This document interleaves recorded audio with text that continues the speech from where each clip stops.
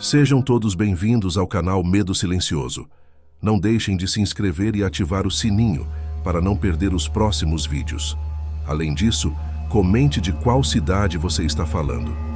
Desde já, o nosso muito obrigado.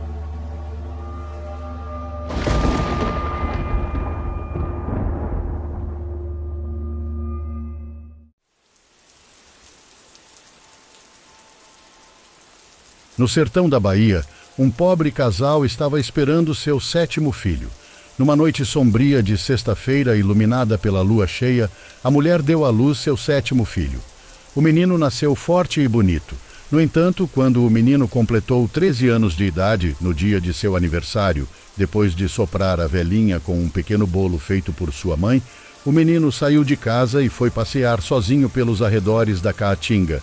Mas, assim que o sol caiu e a lua chegou, apresentando a noite escura e sombria, o menino começou a se sentir estranho.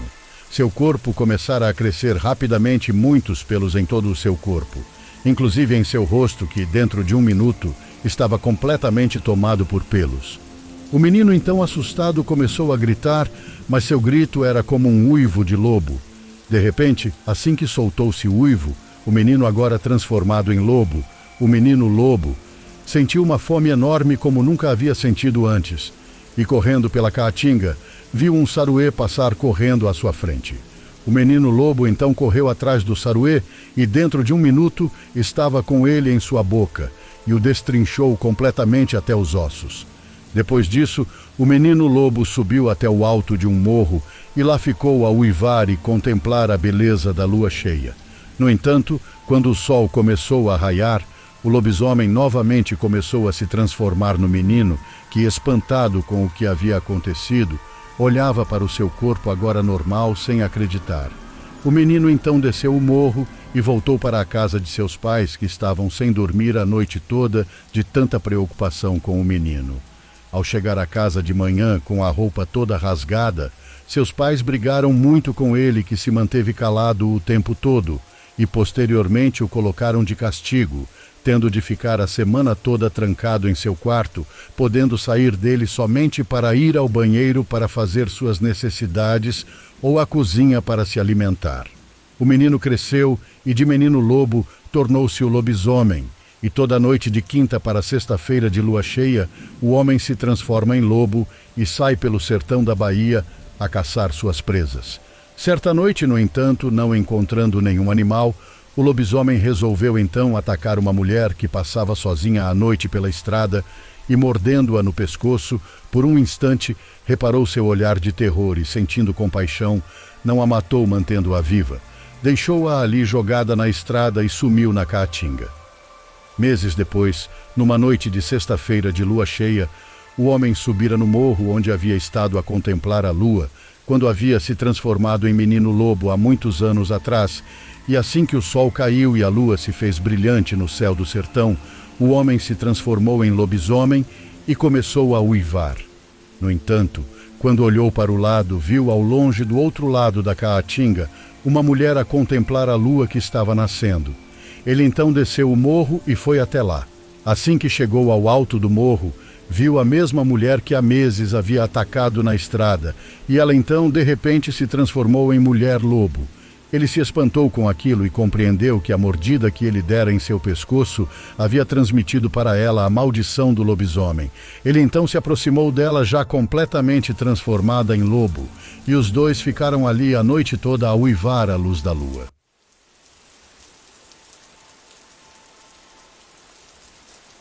Diz que lá para as ilhas vivia o casal Bertino e Auxiliadora.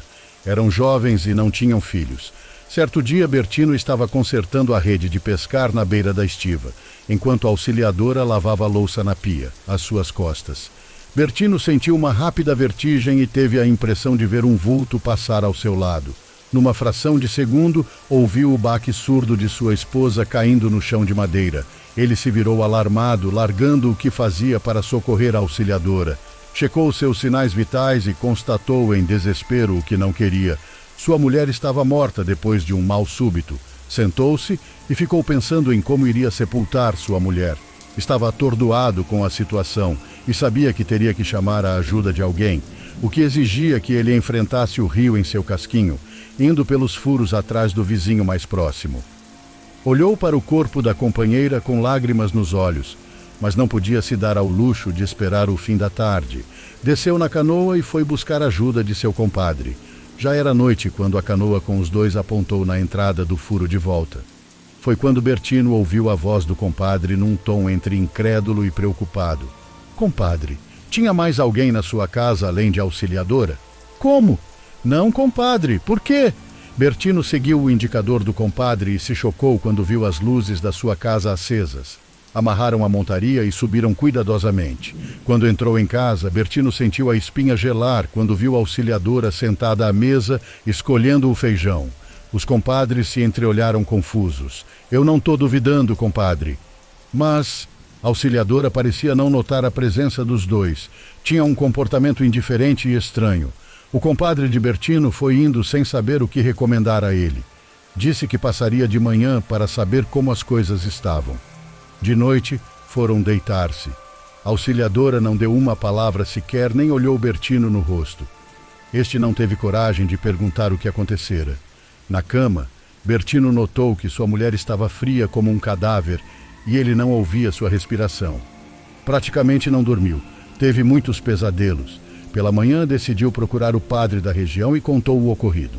O religioso ficou muito preocupado e orientou. Meu filho, acho que um espírito mau se apoderou do corpo de sua pobre esposa.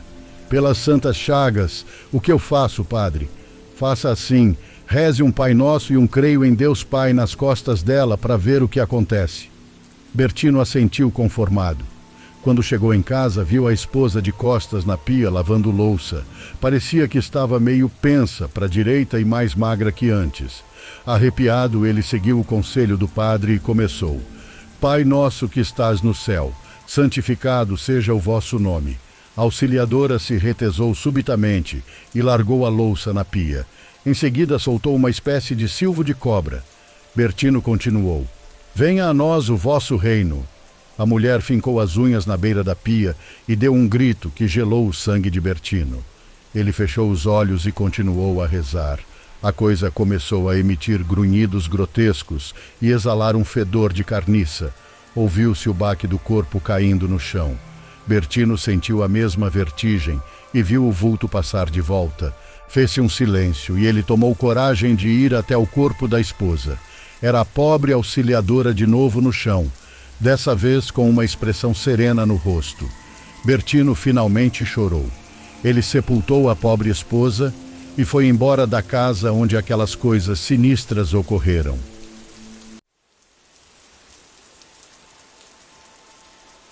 Esta é uma experiência que eu não costumo falar. Acredito no paranormal e já tive muitas experiências, mas esta é diferente. São experiências como entrar em uma sala e saber que sua prima vai ter um menino. Mesmo que ela tenha descoberto que estava grávida naquela manhã, e ainda é muito cedo para esse exame de gênero. Ou como saber que música está tocando no rádio antes de ligá-la. Quando coisas assim acontecem, você começa a sentir um frio instantâneo e sabe que algo está funcionando no seu caminho através de sua própria alma. Algo muito maior que você. Minha avó era uma de 13 irmãos, mas ela era mais próxima de seus 2 irmãos em Ontário, Ike e Si. Seu irmão favorito era Ike. Eram inseparáveis. Todo verão, vovó planejava ir a Ontário visitar seus irmãos e suas famílias. Às vezes, ela levava as filhas com ela. Um verão, vovó convenceu minha mãe a ir com ela para a viagem. Enquanto estavam no avião a caminho, meu tio-avô Ike pegou uma escada para trabalhar em seu galpão e acabou caindo. O médico disse que ele estava bem e o mandou para casa. Mas Ike não estava bem. Ele tinha quebrado vários ossos na queda e sofria de um distúrbio sanguíneo ainda não diagnosticado. Quando o avião pousou, ele estava de volta à emergência, já morrendo. Vovó e mamãe chegaram lá bem a tempo do funeral. Vovó estava mais do que devastada. Quando ela chegou em casa, sua dor era palpável. Uma nuvem negra de tristeza englobava tudo ao seu redor, e foi aí que a estranheza aconteceu. Agora, eu tenho que dizer que, enquanto o tio Ike era o irmão favorito da minha avó e o tio favorito da minha mãe, eu sentia o mesmo por ele do que pelos os outros irmãos da vovó. Quer dizer, eu amava todos eles, mas eles não visitavam muito e eu raramente os via. Então, eu estava dormindo uma noite e sonhei que estava na casa da vovó. Eu estava de pé no degrau de trás e eu sabia que estava sonhando. Essa foi a parte estranha. Tudo estava tão claro e lúcido e eu sabia que era um sonho. Não conseguia acordar. Eu estendi a mão, abri uma porta e me deixei entrar. A cozinha estava uma bagunça. A mesa estava cheia de pratos sujos. Parecia que a família tinha acabado de desaparecer. Normalmente, depois que todos nós terminávamos de comer, sentávamos e ficávamos conversando até a chaleira ferver. E então alguém fazia chá e comíamos a sobremesa. Mas apesar dos sinais óbvios de que as pessoas tinham acabado de terminar uma refeição e deveriam estar esperando por seu chá, conversando, não tinha ninguém sentado ao redor da mesa. Não tinha ninguém por perto. Aquilo estava errado em todos os níveis. Isso me assustou profundamente. Onde estavam todos? E então eu ouço a chaleira assobiando. Eu dei 2 passos porque a geladeira estava bloqueando minha visão do fogão e foi aí que eu ouvi. Lá, em um canto da cozinha bloqueada pela geladeira, estava o tio Ike. Ele estava desleixando em uma das cadeiras da cozinha. Ele olhou para mim e sorriu. Ele não disse nada, mas a mensagem que recebi foi: diga a ela que estou bem. E então eu acordei. Vou correndo até a casa da minha avó e digo-lhe que sonhei com o irmão morto dela. E ele disse que está bem? Claro que não. Eu rumino por dias sobre o que fazer. Nem é pelo fato de que minha avó não fosse acreditar em mim, mas pelo fato de que ela já teve sua cota de experiências ruins. Mas o desejo de não ser vista como uma pessoa louca é muito mais forte. Eu acabei colocando a história do sonho de lado e resolvi não contar para ninguém. Mas, várias noites depois, eu estava de volta em sonho, andando na mesma bagunça daquela cozinha. Este sonho é muito lúcido, só que não tão amigável quanto o anterior. Tio Ike está franzindo a testa. Eu acabei dizendo diga a ela você mesmo, porque se isso é real, então para que diabos ele precisa de mim? Mas havia uma resposta para isso, algo sobre o luto e como ele torna mais difícil falar com as pessoas que se foram. Além disso, tive a impressão de que ele continuaria voltando até que a mensagem fosse entregue. No final, encontrei uma maneira de me sentar com minha avó e dizer a ela o que precisava ser passado, sem parecer que eu estava perdendo a cabeça. Já tive outros sonhos estranhos parecidos com este, mas este foi o pior de todos eles, principalmente porque era sobre alguém que eu mal conhecia e não me deixaria em paz.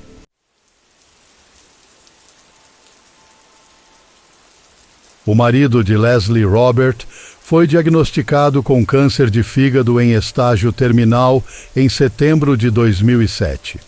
O câncer progrediu rapidamente e no final de novembro ele estava perto da morte. Durante esse tempo, ele começou a falar sobre pessoas que ninguém mais podia ver. Ele afirmou ter visto sombras de pessoas paradas no final da sala observando-o, disse Leslie. Ele disse que havia pelo menos 12 a 20 deles, e eles estavam sempre presentes ouvindo nossas conversas e assistindo enquanto cuidávamos dele durante sua doença. Embora o marido de Leslie estivesse fraco, ele insistiu que fizessem uma viagem para Redding, Califórnia, a 150 milhas de distância. Eu não queria ir porque estava extremamente preocupada com ele, mas por ele ter insistido tanto, nós fomos, disse ela. Eles passaram a primeira noite da viagem em um motel na beira da estrada, mas Leslie logo descobriu que não estavam sozinhos. Ele e eu estávamos deitados na cama com a TV desligada, apenas abraçados e conversando, disse ela. Ele me disse para não ficar alarmada, mas que as pessoas das sombras estavam na sala conosco, prestando muita atenção a tudo o que estávamos dizendo. O medo se apoderou de Leslie enquanto ela examinava a sala, os pelos de seus braços e pescoço se arrepiando, mas ela não viu ninguém. Ele me disse que o motivo pelo qual queria tanto ir era que pensava que poderia se esconder deles pelo menos por um tempo, disse ela. Isso realmente me chateou. O casal passou a noite seguinte na casa de um parente próximo.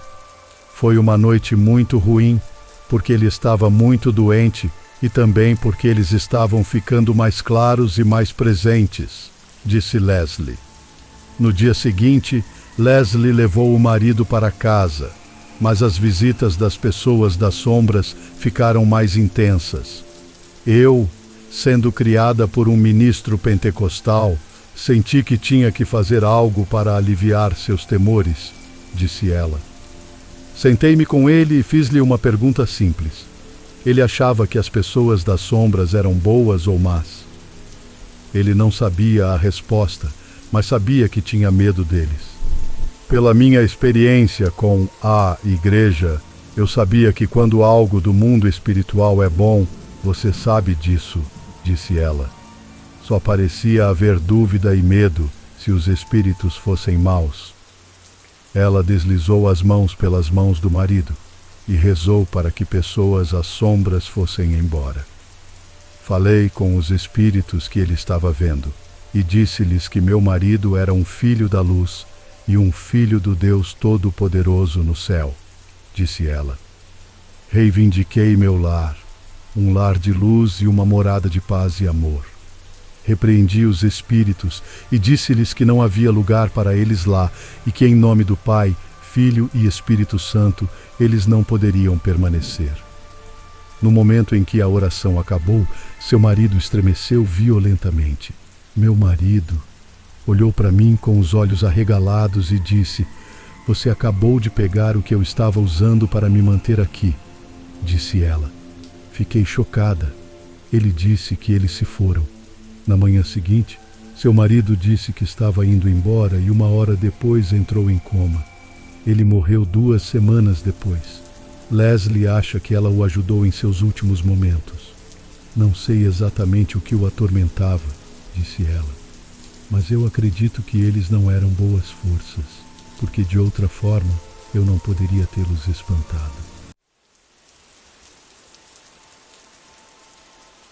Não foi a imaginação inspirada em voodoo da Michelle. O cabelo nas costas dos cães levantou-se enquanto olhavam atentamente para a porta do porão. A cadeira da Michelle estava de costas para a cozinha. Então, o que quer que fosse, estava atrás dela. Eu estava congelada naquela cadeira, admite Michelle. Eu só conseguia olhar para a frente e sentia algo por trás de mim. Os cães começaram a latir freneticamente. Depois de cerca de 45 segundos aterrorizantes, sem saber o que poderia estar subindo as escadas e pela porta do porão, Michelle finalmente conseguiu gritar: "Saia daqui! Agora!" Em um momento, Michelle sentiu que aquilo estava recuando. A pisada parou e os cães pararam de latir e apenas ficaram olhando, inclinando suas cabeças para a frente com curiosidade. Sentindo-se mais calma, ela acalmou os cães, dizendo-lhes que estava tudo bem e para se deitarem. Eles se deitaram, mas mantiveram a atenção na cozinha. Para aliviar seus próprios medos com uma distração, Michelle ligou a TV, sentada lá, mas tentando reunir coragem para levantar da cadeira. Quando ela finalmente o fez, os cães a seguiram de perto indo atrás dela. Michelle atravessou a cozinha e lentamente abriu a porta do porão. Não havia nada, mas os cães não paravam de olhar escada abaixo, direto para a escuridão. O que foi ainda mais assustador foi no dia seguinte, diz Michele. Os cães caminhavam vez ou outra até as escadas e olhavam para baixo novamente. Michele começou a se perguntar se havia uma razão para essa atividade paranormal. Pouco depois deste último incidente, ela se aproximou de um vizinho e perguntou sobre o morador anterior. O que o vizinho disse a Michele a chocou, mas tudo fazia todo o sentido agora. A moradora anterior era uma idosa alemã, disse o vizinho, que era uma católica rigorosa, bastante severa e bastante hostil. Ela era viúva e morava sozinha na casa. Um dia, a idosa caiu e não conseguiu se levantar. Ela ficou deitada no chão por quase um dia inteiro antes de conseguir ajuda. Claramente, essa foi a visão que Michele teve na sala da família. A idosa foi transferida para um asilo e morreu pouco depois, o vizinho disse. A casa, de alguma forma, acabou em hipoteca e uma empresa comprou barato e alugou para mim, diz Michele. Tenho certeza que o espírito da velha se ressentia das minhas crenças e interesse no paranormal. Michele e sua família se mudaram assim que o contrato acabou.